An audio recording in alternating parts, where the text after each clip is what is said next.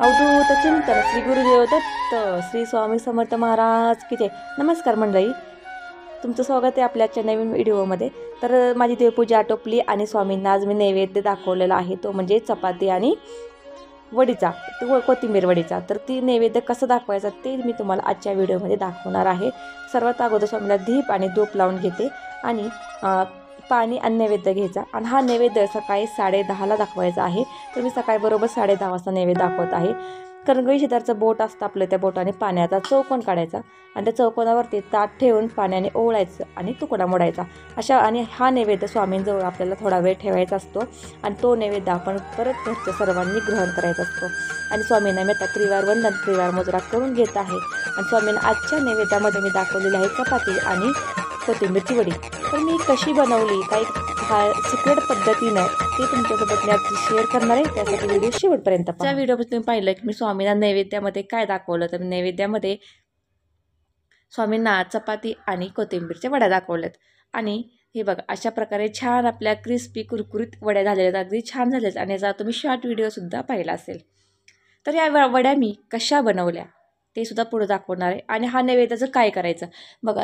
हा नैवेद्य असतो का नाही, हा आपण स्वतः खायचा. हा थोडा वेळ स्वामींपाशी ठेवायचा आणि नंतरनं हा नैवेद्य आपण घरातील सर्वजण खाऊ शकतो किंवा स्वतः खाऊ शकतो.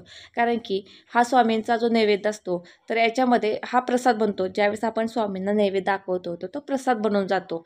त्यामुळे घरातील सर्वांनी खा. आणि आता मी स्वामींना नैवेद्यासाठी ज्या वड्या केल्या आहेत त्या वड्या मी कशा केल्या, अगदी वेगळ्या पद्धतीनं केलेल्या आहेत. तर ती कशी पद्धत बघा. अगोदर सगळी कोथिंबीर नीट करून घेतली, निवडून घेतली आणि छान पाण्याने धुवून झटकून घ्यायची. आणि एका कपड्यावरती टॉवेल खाली अंतरला आहे आणि विळीनं छान त्या कपड्यावरती चिरून घ्यायची. कारण की काय होतं, जर जास्त पाणी असेल तर लगेच त्याच्यावरती कपडा पाणी सुकून घेतं. आता इकडे मसाला बघा, लसूण, खोबरा आणि एक आल्याचा तुकडा आणि त्याच्यात घालायची मिरची. हे सर्व छान मिक्सरला बारीक करून घ्यायचं. मिरची माझी दाखवायची राहिली होती, पण त्यात मिरची चवीनुसार घ्यायची आणि छान हे मिक्सरला बारीक करून घ्यायचं. हे बघा, मी कोथिंबीर छान एका भांड्यात काढून घेतलेली आहे. आणि जो वाटण केलं ते वाटण पण छान बारीक करायचं आणि एका भांड्यात घेतलं. आता घालायचे थोडीशी जिरं घालायचं आणि चवीनुसार मीठ घालायचं आणि पीठ चाळून घ्यायचं. जे आपल्याला पीठ लागणार आहे बेसन पीठ ते चाळून घ्यायचं. तर बेसन पीठ चाळून घेतलेलं आहे आणि लागेल असं बेसन पीठ घालायचं आणि हे छान मळून घ्यायचं. शक्यतो याच्यामध्ये पाणी घालायची गरज लागत नाही, पण जर लागलीच थोडीफार गरज तर पाणी घालू शकता. तर अगोदर छान बेसन पीठ घालून घ्यायचं. तर बघा, थोडं बेसन पीठला पाणी कमी पडते, थोडं कोरडं झाले.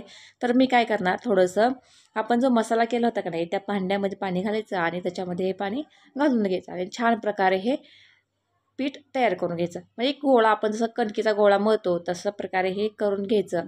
आता छान आपलं पीठ मस्त झालेलं आहे. आता आपल्याला ह्या वड्या वापवायच्या आहेत.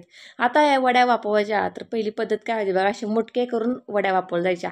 पण मी आज तुम्हाला वेगळ्या पद्धतीने, अगदी सोप्या पद्धतीने छान आपण जो विकतच्या वड्या आणतो का नाही त्याप्रमाणे वड्या कशा पाडायच्या ते दाखवणार आहे किंवा त्याची पद्धत तुमच्यासोबत शेअर करणार आहे. तर सर्वात अगोदर एक ताट घ्यायचं. ताटाला छान तेल लावून घ्या किंवा तूप लावून घ्या. मी तेल लावून घेतलेलं आहे. आणि ताट बघा, तुमचं जे तुम्ही बनवलेलं पीठ आहे कोथिंबीरचं, ह्याचं जेवढं बसेल एवढं ताट घ्या. आता माझं ताट थोडं पातळ बारीक पडतं आहे आणि हे जे पीठ आहे हे थोडं जास्त आहे, पण तरी बी काय हरकत नाही. याचं पातळ वड्या कशा करायच्या ते सुद्धा पुढं मी सांगणार आहे. तर हे बघा, एकदम जाड झाला आहे हा. तर जेवढा पातळ करायला तुम्ही तेवढी छान वडी पातळ आणि एकदम क्रिस्पी बनते. पण हा माझा थर झालेला आहे जाडसर. मग आता कसं करणार, ह्या वड्या तर जाड होणार ना. मग ह्या जाड वड्या पातळ कशा करायच्या ते तुम्हाला पुढं समजेल. त्यासाठी व्हिडिओवरती अगदी शेवटपर्यंत बनवून राहा. आता छान थापून घेतलेलं आहे आणि ताटातून पाहिलं एक साईडला थोडी जागा ठेवली, कारण की वड्या कापायला आपल्याला याव्या त्यासाठी मी जागा ठेवलेली आहे. तर काय करायचं, आता गॅसवरती कढई ठेवायची किंवा एक तुम्ही पातेलं घ्या, त्यावरती पाणी घालून ताट झाकून वड्या काढायच्या. थोड्या वेळानं बघा, मी बघितलं 10 मिनिटांनी तर अजून वड्या नाही वापरल्या. साईडनं थोडंसं आत्ताशी कोरडं व्हायला लागले, मध्ये अजून ओलसर आहे, म्हणजे या वड्या अजून चांगल्या वापरलेल्या नाही आहेत. जवळजवळ आता माझा ह्यात जाड थर होता, म्हणजे ह्याला जवळजवळ 30 ते 35 मिनटं वापरायला गेली. आता बघा, वड्या छान अशा वापरून झाल्यात. चाकू घालून बघते तर अगदी छान वापरल्यात. साईडनं बघा, तुम्ही बघू शकता साईडनं छान सुटलेलं आहे, म्हणजे त्या भांड्याला कुठंही चिकटलं नाही, अगदी छान सुटलेलं आहे. आणि मध्ये पण जे ओलसर होते पण बघा अगदी कोरडं पडलं आहे किंवा ह्याला चिरा पडतात. जेव्हा छान हे पीठ वापलं जातं तेव्हा हे हे होतं. आणि जर हे छान वापल्या ना वड्यात तरच अगदी छान क्रिस्पी होतात, नाही तर ते तेलात टाकलं की चिकलागत होतात.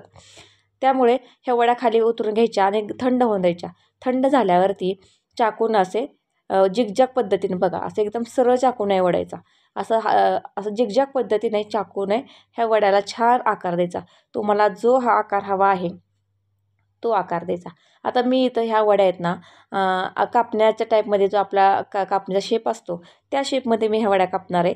तर बघा, अजून वडी आपली जाड आहे. तुम्ही पाहताय की चाकू किती खाली जाते, म्हणजे वडीचा थर छान वापल्याला पण आहे आणि एकदम जाडसर आहे. तर ह्याचा पातळ कसं करायचं ते पुढे मी तुम्हाला सांगणारच आहे. तर अशा पद्धतीने तुम्ही वड्या करून घ्या. हे बघा पूर्ण कापून झालेले. आता ह्या वड्या बघायच्या, आता खाली चिकटल्यात का बघूयात. आता हे पूर्ण छान आपलं त्याला सेप देऊन झालेले वड्या पाडून झाल्या आहेत बघा. सहज आपण हात लावला तर सहज या वड्या उचलल्या जातात किंवा ताटाला कुठेही खाली असं चिकटून बसलेलं नाही किंवा तुटत नाही आहेत मेन म्हणजे बघा. आणि सेप पण छान आलेला आहे. आता ह्या तर जाड आहे, तुम्ही पाहता हे जाडसर आहेत. मी एका भांड्यामध्ये अगोदर काढून घेते आणि नंतर ह्या जाड वड्यांच्या पातळ वड्या कशा करायच्या ते पण दाखवते. अगदी छान बघा, हात लावतात किती मस्त वड्या निघते ते आणि जाड पण आहेत. कारण की मग ह्याच वड्या जर पातळ थर करायचे म्हटले तर मला 2 वेळा वापरायला लागलं असतं किंवा मोठं ताट घ्यायला लागलं असतं. पण त्या मोठं ताट माझ्याकडं आहे पण त्याच्या एवढं पातेलं नाही आहे. त्यामुळे मग म्हटलं चला जाडसर करूया आणि त्याचे पातळ वड्या करायच्या. तुम्ही आता पाहिलं की मध्ये काप बघा, मधून छान उकडल्या का नाही असं मधून चाकून कापून घ्यायचं. जे 2 तुकडे मधून करायचे बघा, छान होतं. जर ह्या वड्या छान वापल्या ना तर हे तुकडे पडत नाहीत, काय आरामात त्याचे 2 भाग होतात. जाडसर वड्यांचे 2 भाग होतात. तशा पद्धतीने तुम्ही ह्या छान वड्या कट करून घ्या पातळ. आता वड्या छान पातळ कट करून घेते. आता तेलामध्ये मी तळून घेते. तेल छान तापलेलं बघा, तेल जास्त लागत नाही. कमी तेलामध्ये वड्या अगदी छान मस्त कुरकुरीत होत्यात. कारण की ह्याच्यामध्ये आपण सोडा वगैरे काय घातलेलं नसतं, त्यामुळे जास्त तेल पित नाहीत वड्या ह्या. कमी तेलामध्येच पण बघा छान अगदी तळून काढायचा किंवा तुम्ही शालो फ्राय म्हणतात तसं पण करू शकता. प्रत्येकाला जसं आवडेल त्या पद्धतीने तुम्ही ह्या वड्या छान करू शकता. तर याच्यामध्ये तुम्ही जर पांढरे तेल घातले ना की वापरताना तर छान होतात. पण मी पांढरे तेल नाही घातले. तर आता छान बघा, पहिला घाणा तळून काढला अगदी छान झाल्यात. आणि दुसरा घाणा पण मी आता जास्त टाकलेत वड्या, कारण की तेल चांगलं तापलेले. जास्त वड्या छान क्रिस्पी तळून घ्यायच्या. जर तुम्ही एकदम मिडियम आचेवर तळत बसला ना तर मग त्या लूज होणार, एकदम कडक नाहीत होणार. त्यामुळे तुम्ही काय करा की मिडियम गॅसवरती तळा, लो फ्लेमवरती तळू नका. मिडियम गॅसवरती तळा की अशा छान क्रिस्पी होतात बघा. अगदी मस्त कुरकुरीत आणि पातळ अशा वड्या होतात.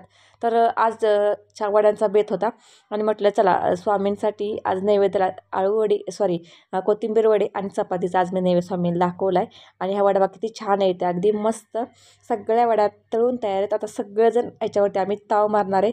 तर तुम्ही हा व्हिडिओ अगदी शेवटपर्यंत बघितल्याबद्दल खरंच धन्यवाद. व्हिडिओ आवडला असेल तर लाईक करा, शेअर करा आणि आपल्या चॅनलला सबस्क्राईब